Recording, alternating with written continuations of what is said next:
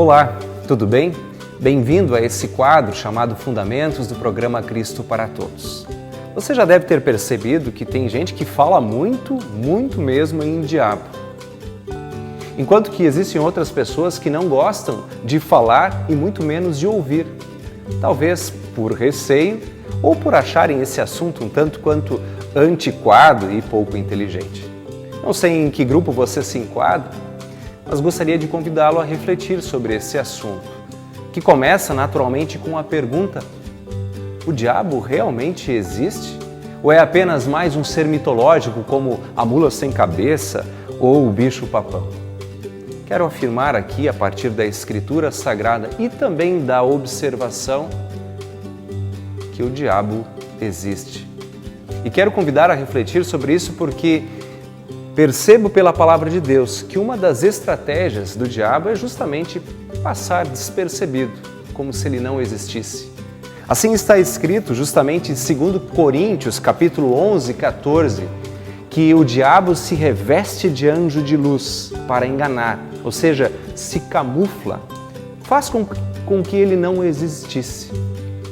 Conta a história da humanidade que antes do século XVII, muitas pessoas não acreditavam nesses seres que chamamos de micro, que são germes, vírus, bactérias.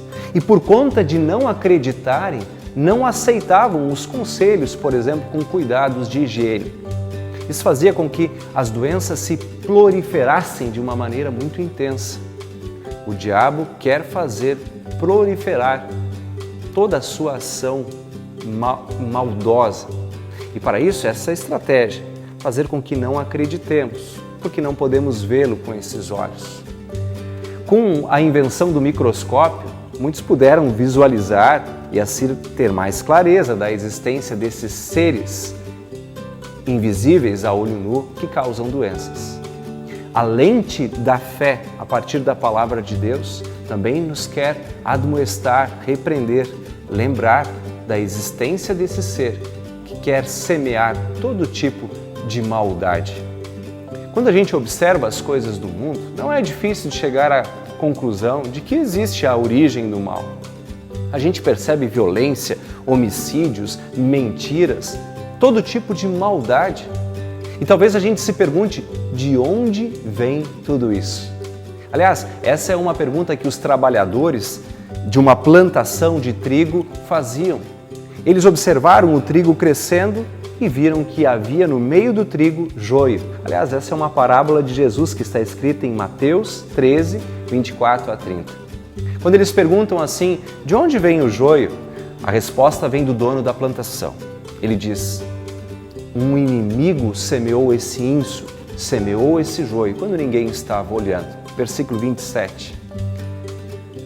Nós temos a seguir, logo adiante, no texto de Mateus 13, 36 a 43, a explicação de Jesus. E ele diz literalmente que esse inimigo que semeou o joio é o diabo. E ele quer continuar semeando todo tipo de sujeira entre nós.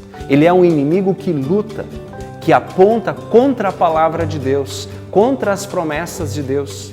Ele fez isso com os nossos primeiros pais e induziu ao pecado, tirando o foco da palavra poderosa de Deus. Assim, o diabo atua principalmente neste ponto. Tentou também vencer o novo Adão, que é Jesus, em Mateus 4.